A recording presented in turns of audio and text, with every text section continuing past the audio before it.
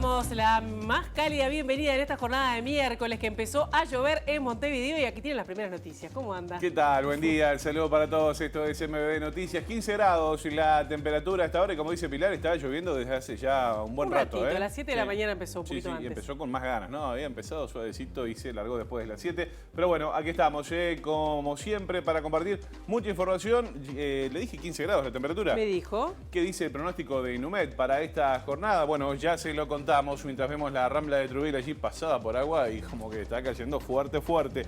Para hoy, miércoles 25, teníamos prevista una mínima de 11 grados, dice por allí, una máxima de 17 vamos a tener en esta jornada. ¿Qué pasa el jueves? Bueno, el jueves algo nuboso estará el cielo, no se prevén precipitaciones, las temperaturas extremas 8 y 15 grados según dice Inumet. Y el viernes 27 de mayo, cielo nuboso, sí, cielo nuboso y cubierto, algún solcito que aparece allí, pero bueno, posibles tormentas, mínima de 4 grados, dice por allá también, una máxima de 16. Vamos a ver cómo evoluciona el clima según el Instituto Uruguayo de Meteorología. Cómo no, y comenzamos con el desarrollo informativo. La Intersocial Feminista ayer estuvo planteando la preocupación al fiscal de corte por el archivo de 300 casos de violaciones o denuncias de delitos sexuales. En otros asuntos les contamos que la UDELAR presentó 3 proyectos para la remodelación del Hospital de Clínicas que incluye,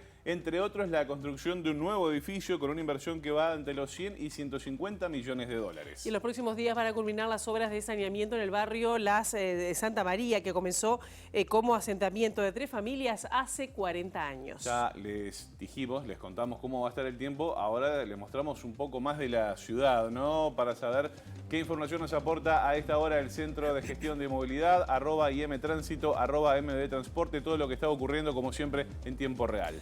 Va a estar cortado en la jornada de hoy Luis Lamas entre Basilio Pereira de la Luz y Julio César hasta el mediodía. General Diego Lamas entre Feliciano Rodríguez y Capitán Videla. Esto será hasta las 4 de la tarde. Marco Bruto entre Lamas y Plácido Yauri hasta las 6 de la tarde. José Caparrós entre Cerro y Avenida Sayago desde las 8, desde este momento, hasta las 17 horas. Y Francisco Vidal desde Solano Antuña hasta Juan María Pérez de 8 a 13 horas.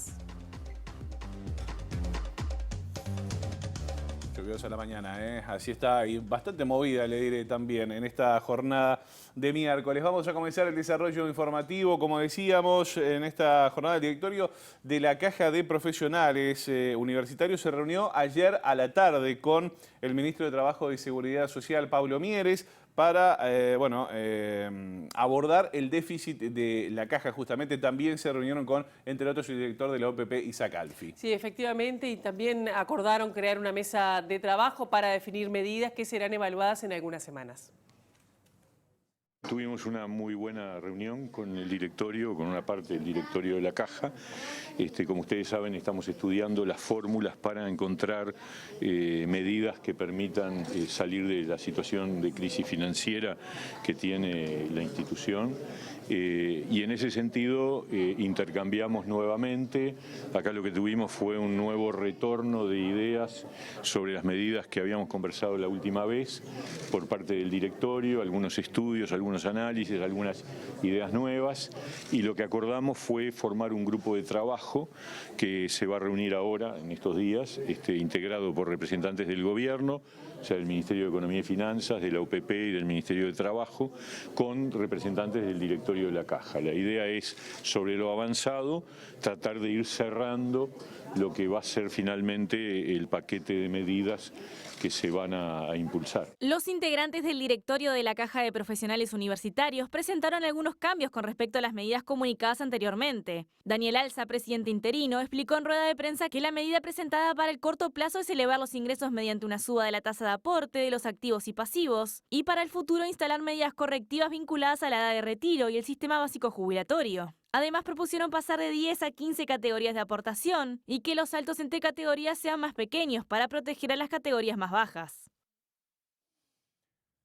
Vamos con otros asuntos. El fiscal de corte Juan Gómez recibió ayer a una delegación de la Intersocial Feminista para transmitirle la preocupación del colectivo justamente por el archivo de unas 300 causas, tema que estuvimos analizando en Ciudad Viva en el día de ayer, un archivo de 300 causas en poco más de una semana por parte de la Fiscalía de Delitos Sexuales.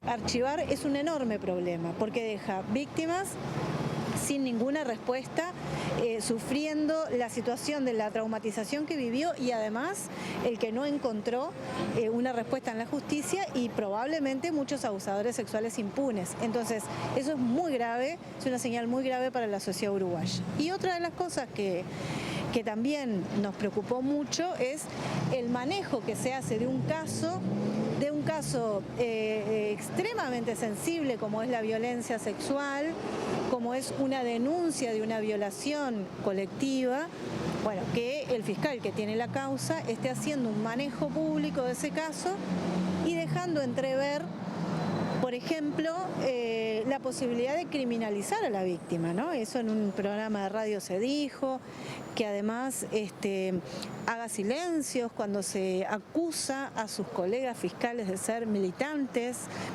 feministas, cuando se habla en forma despectiva de otras colegas, diciendo hay que usar la cabecita.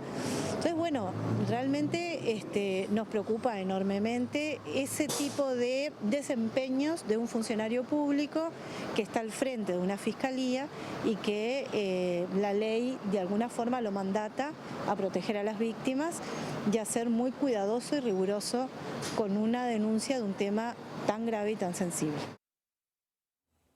Vinculado a este tema, el abogado Juan Raúl Williman explicó por qué denunciaron al fiscal Iglesias en el caso que investiga esta violación grupal ocurrida en Cordón a principios de este año. Sí, el abogado del consultorio jurídico de la UDELAR dijo que la víctima sintió vulnerados sus derechos por distintas acciones del magistrado, incluyendo una gira mediática con detalles de la investigación.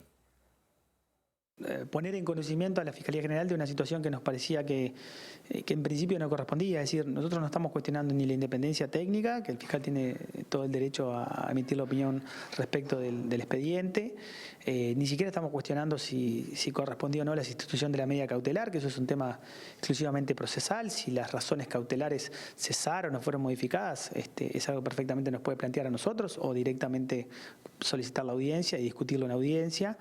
Y ni siquiera se trata del fondo del asunto, en el cual también podrá tener su posición al respecto, que puede ser distinta a la fiscal anterior y eventualmente tiene facultades como para pedir un sobreseimiento, por supuesto nos tendría que notificar. En realidad, lo que nosotros planteamos tiene que ver más con la protección a la víctima y la información a la víctima. Nosotros lo que no nos pareció adecuado es que la víctima se enterara de todo este análisis a través de la prensa.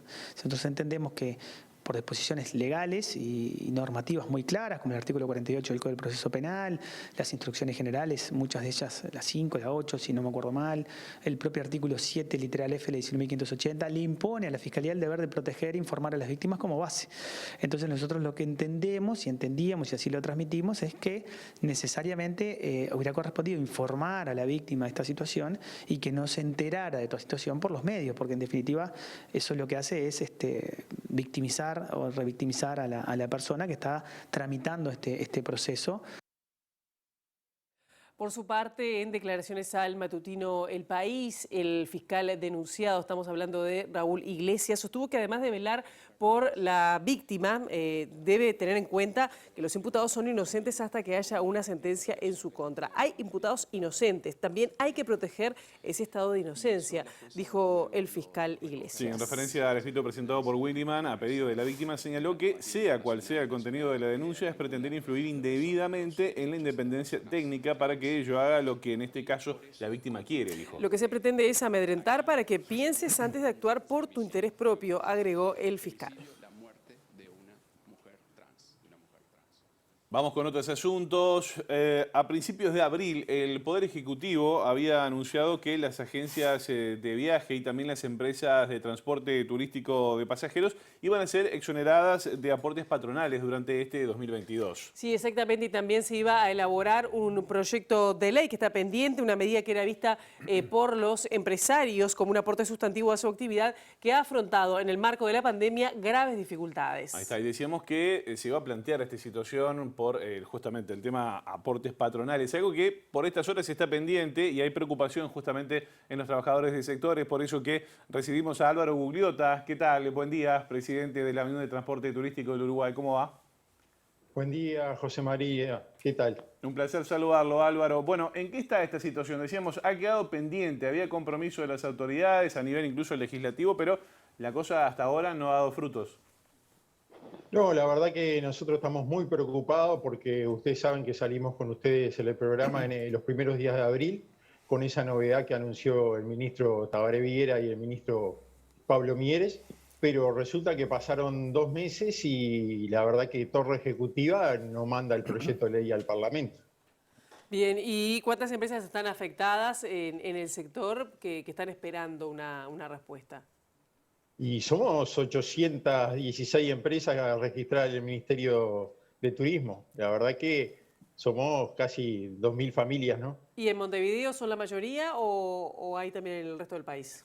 No, tenemos en el resto del país, la Unión de Transporte Turístico tiene representante en todos los departamentos, pero la gran mayoría se centra en la zona metropolitana. Gugliota, ¿han tenido contacto con las autoridades, por ejemplo, del Ministerio de Trabajo? ¿Han hablado con el ministro Mieres?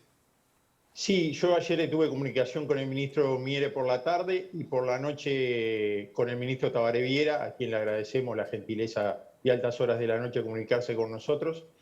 Y bueno, nosotros le decíamos la preocupación, ¿no? Que parece que no hay sintonía, ¿no? Porque ellos trabajaron para que esto fuera realidad, pero parece que en Torre Ejecutiva eso quedó un poco del olvido, ¿no? Entonces, la verdad que le estábamos diciendo la preocupación que tenemos, que nosotros las necesidades nuestras eran para ayer. Nosotros venimos con una mochila de 2 años y pico y realmente estamos complicados. Entonces, nosotros le presentamos un plan B tanto al ministro Tabaré Villera como al ministro Mieres, que en el 2020 lo aplicó DGI, que el Ministerio de Economía autoriza a DGI a postergar los pagos, que son adelanto de IRA y patrimonio. ¿Qué se hizo? Hay un antecedente. Entonces le decíamos a los ministros que por lo menos gestionaran eso hasta que el proyecto de ley saliera, ¿no? Claro, y Gugliota, ¿qué implica para las empresas, para la gran mayoría de las empresas, el que sean exoneradas del aporte patronal? ¿Qué representa eso en la diaria? En la diaria suma todo, ¿no? Porque en algunas empresas son 1.000 pesos, en algunas otras son 2, en algunas son 3. Y lo de la DGI sí implica mucho más, ¿no? Porque lo de la DGI, la que aporta menos, aporta 6.000 y pico de pesos. Entonces, para nosotros es vital que puedan aplicar el plan B mientras que no salga el proyecto de ley, cosa que se corten las obligaciones de hacer esos aportes de IRA y patrimonio, porque sinceramente la pandemia ha empezado a complicarse un poquito y a nosotros ya se nos han caído viajes que teníamos agendados. Y también para nosotros el invierno es muy complicado, entonces nosotros precisamos una ayuda ya. Bien. Álvaro Gugliota, muchas gracias por estos minutos con MD Noticias. No, gracias a ustedes y bueno, nosotros seguimos trabajando y esperando respuesta de las autoridades porque sinceramente nos tiene muy preocupados porque hemos escuchado al presidente que dice no hay que jugar para la tribuna, pero nosotros sentimos que en algunos casos se juega para la tribuna, pero no es el caso nuestro, ¿no? Porque a nosotros nos tienen archivado hace 2 meses y no tenemos respuesta. Bien, nosotros ahora abrimos nuevamente la ventana de MBD Noticias y vamos a tomar contacto con nuestro compañero Luca Veloz, que se fue para allí, para la zona de La Aguada. Luca, bienvenido. ¿Cómo estás?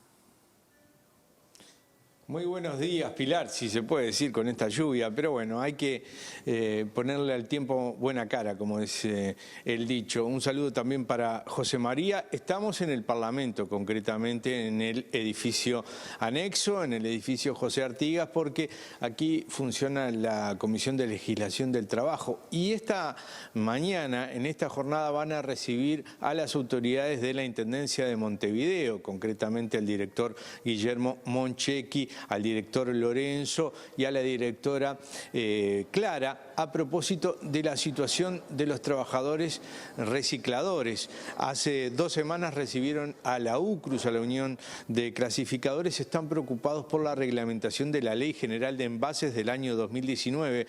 Muchísimas gracias, diputado Gabriel Otero. Bueno, ¿qué fue el planteo de la UCRUS? ¿En qué están pensando?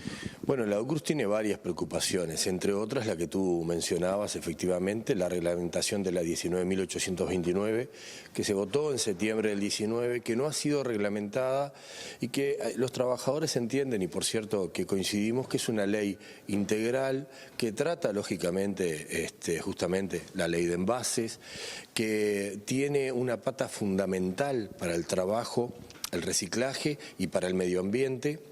Y además los trabajadores entienden que ya bastó esa etapa donde al reciclador se le veía, bueno, como un insumo más y que en realidad podían trabajar de la changa en el día a día con un jornalito y lo arreglamos con una canasta o lo arreglamos con una tarjeta de Mides.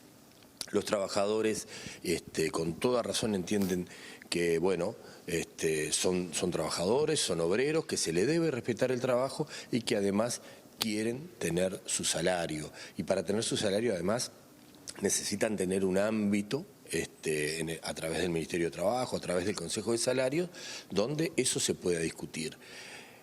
Es la gran preocupación que tienen los recicladores. ¿Por qué? Porque hasta ahora se hizo mucho, se avanzó. Hoy sin duda las autoridades de la Intendencia nos van a decir todo lo que se ha hecho con respecto al cambio en esa práctica, bueno, lo que era un carro tirado por caballos, a través de lo que pasaron a ser las motos, lo que pasan a ser las plantas clasificadoras que hay en Montevideo, cuál es su funcionamiento, pero es muchísimo más que eso. En realidad, el Montevideo son toneladas diariamente de basura las que se tiran y hay muchos trabajadores que además están especializados en la tarea para poder reciclarlas.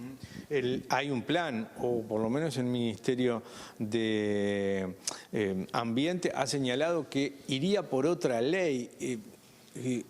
¿Colisionan con esta ley que está? ¿Se podrían complementar? ¿Hay que afirmar esta? Bueno, nosotros entendemos que hay que afirmar esta. Esta ley fue votada en el 2019 por todos los partidos políticos, no ha sido reglamentada por este gobierno que era quien debería haberlo hecho. En cuanto a lo que el Ministerio pretende, bueno, para nosotros es un misterio. Sí sabemos, y a denuncia de UCRUS, que hay un gran lobby empresarial en este sentido, ¿no? Que todo lo que tiene que ver con la ley de envases mueve un montón de dinero, un montón de intereses y hay un lobby y una presión empresarial sobre el Ministerio que vamos a estar sin duda llamando también para que venga en otra instancia a la Comisión de Legislación. Pero esto tiene que quedar claro. Nosotros acá hablamos de trabajo, de un trabajo súper importante que llevan adelante los recicladores y también hablamos del medio ambiente.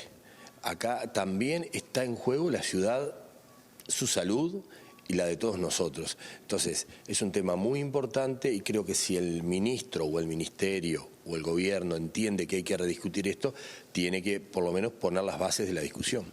Agradecemos al diputado Gabriel Otero, entonces esperaremos el resultado de esta reunión y bueno, seguiremos trabajando hacia el mediodía y el central. Muchísimas gracias, compañeros. Está muy bien, Luca, muchas gracias. Vamos a retomar el contacto contigo más adelante en el Correo de la Mañana. Ahora vamos con otros asuntos. Sí, porque ayer el Sindicato de Trabajadoras y Trabajadoras del MIDES se movilizó frente a la DINATRA, donde estaban negociando la delegación de funcionarios y también las autoridades. Sí, los planteos se refieren, entre otras cosas, a la pérdida salarial, también falta de respuestas del Ministerio de Desarrollo Social en los ámbitos de negociación colectiva y lo que califican como una precarización de los contratos. Para conocer más detalles a propósito de lo que ocurrió en la jornada de ayer, estamos en comunicación hasta ahora con Carlos Moreira, que es uno de los dirigentes de UTMIDES. Moreira, ¿qué tal? Buen día. ¿Qué balance se hace de lo que pasó ayer?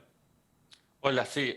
Bueno, la verdad fue una instancia de negociación más, de las que nosotros mismos en la instancia de ayer las calificamos como poco productivas, porque, bueno, la administración va, escucha los planteos, pero no da una respuesta y siempre plantea fechas para postergar la resolución de los temas. Sobre el tema que se iba, que era una prestación de cuidados iniciales que se le daba a trabajadoras y trabajadores del MIDES, que hace 1 año y medio la administración lo cortó, prometiendo modificarlo. El hecho concreto es que todavía no dio la respuesta y bueno, y ayer lo que nos pidieron fueron 20 días más, que se sigue sin tener esta prestación, para plantearnos una propuesta para hacerlo. También, bueno, algo que sí logramos acordar ayer fue que todos los llamados que haga el Ministerio, que en este momento está haciendo algunos llamados para trabajadoras y trabajadores con contratos bastante precarios, los haga siguiendo las pautas que establece Servicio Civil para la contratación de trabajadores. Esto no estaba pasando y puntualmente nosotros estábamos denunciando un llamado para técnicos del programa Uruguay Crece Contigo, que actualmente se está haciendo, el cual en el llamado, por ejemplo, puntúa 55 puntos sobre 100 la entrevista. Eso nos parece que que está muy mal, que además va en contra de lo que establece Servicio Civil y que genera una discrecionalidad enorme, porque el jerarca que está en el tribunal, al tener 55% del porcentaje para definir por la entrevista contratar a la gente, permite la posibilidad de generar un clientelismo muy grave. ¿Cuántos trabajadores se encuentran en esta situación de precariedad por las cuales ustedes se están movilizando? Bien, nosotros tenemos cerca de 500 trabajadoras y trabajadores con contratos a término, contratos por la modalidad de artículo 92, que es un artículo que derogó la última ley de rendición de cuentas, y estamos, bueno, pidiendo la presupuestación de los mismos. Son trabajadoras y trabajadores que en algunos casos hace cerca de una década que están trabajando en el MIDES, y tenemos alrededor de 150 trabajadoras y trabajadores con contratos a través de empresas unipersonales, pagados con financiamiento internacional, que ingresaron todos por concurso, ¿no? Y que estamos solicitando que en esta ley de presupuesto también se regularice. Bien, Carlos Moreira, entonces 20 días para tener más respuestas a propósito de los planteos realizados allí, así que bueno, vamos a estar en contacto. Muchas gracias por estos minutos. Gracias a ustedes. Bien, ayer estábamos compartiendo la situación ocurrida en el Liceo de Delta del Tigre. Consultamos además autoridades de FENAPES, a un profesor del centro. También habíamos estado en contacto con estudiantes para denunciar esta situación de violencia y sobre todo la de balacera que se había vivido en ese centro educativo, y reclamaban además por la falta de respuestas de las autoridades. Sí, ayer hablamos con Fabio Borges, docente de ese centro educativo. A todo esto el presidente del CODICEN, Robert Silva, aseguró que en las últimas horas que hay un plan que se está diseñando para abordar integralmente esta situación. En secundaria, la Dirección General está trabajando en eso, se atendieron los reclamos de adscriptos, se asignaron horas de apoyo, el liceo cuenta con vigilancia, incluso en los fines de semana a las 24 horas, sin perjuicio hay una situación, digamos, ajena al centro de contexto que hay que trabajar. Nosotros nos reunimos con el ministro Heber, hay voluntad del Ministerio del Interior de colaborar, sucede en otras partes del país, no es un tema exclusivo de ahora, es un tema que viene de hace mucho tiempo y que acá lo importante es trabajar en sintonía, ¿verdad?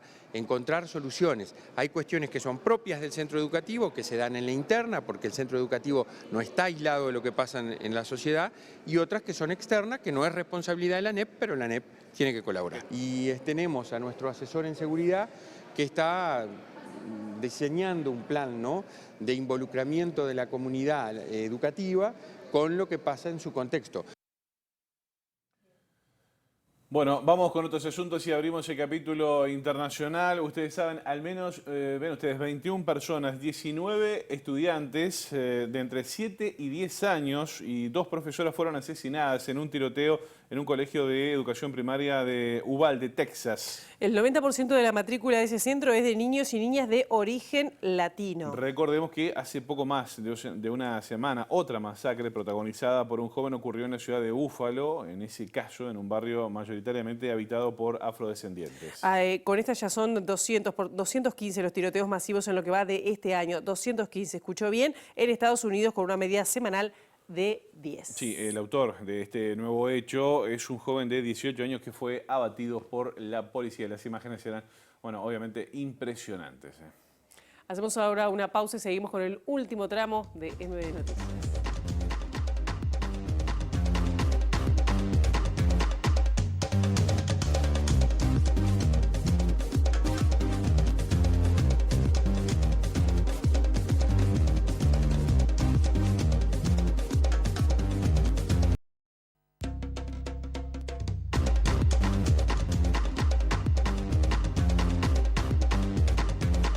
La Intendencia de Montevideo culminará en los próximos días las obras de conexión en el barrio Santa María, aquí en Montevideo. Sí, el proyecto implica la construcción de un colector para aguas servidas que desagua en la red sobre la calle Ángelo Doni y conexiones domiciliarias también con sus respectivas cámaras. Esto es en Piedras Blancas, donde los trabajos además están a cargo del Servicio de Obras de la División de Saneamiento y comenzaron el 18 de abril. Se estima que las obras van a beneficiar directamente a 120 personas de un barrio que se formó como asentamiento en el año 1984. Sus orígenes y avances fueron recordados por una de las primeras integrantes de ese asentamiento, Rosana Simeone, para una producción de la Intendencia.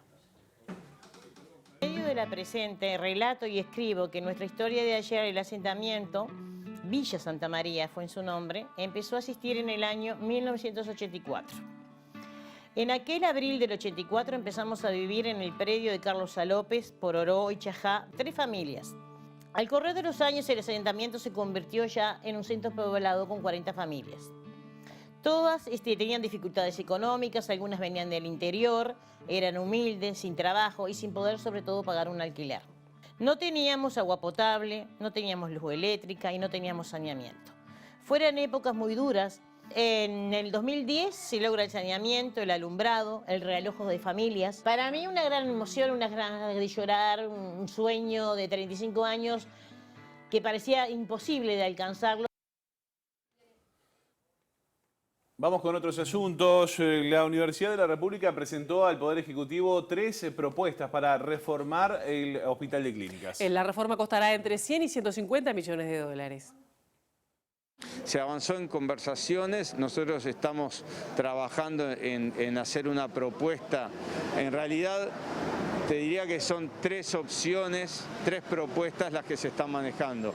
La propuesta de un hospital totalmente nuevo en otro sitio, la propuesta de remodelar este edificio y una propuesta intermedia que implica la construcción de 1 o 2 torres de 6 pisos al lado del hospital. Mantener esta zona, pero agregar un área para internación. ¿Son costos distintos de cada uno de los proyectos? Claro, los costos son totalmente distintos. Hay un costo de reestructura de este hospital, un costo si se hiciera un hospital a nuevo y en otro lugar, y un costo si se hicieran torres anexas al hospital actual. ¿De qué montos estamos hablando? Pensamos que hacer un edificio nuevo anda en los 140 millones, un poco más, 150 millones de dólares. La remodelación de este edificio supondría unos 100 millones de dólares. Señoras, señores, hasta aquí las noticias. Nos vamos, quédese en la pantalla de TV Ciudad porque ya arrancamos con todo el equipo de Ciudad Viva. Y mañana a las 8 acá en MD Noticias.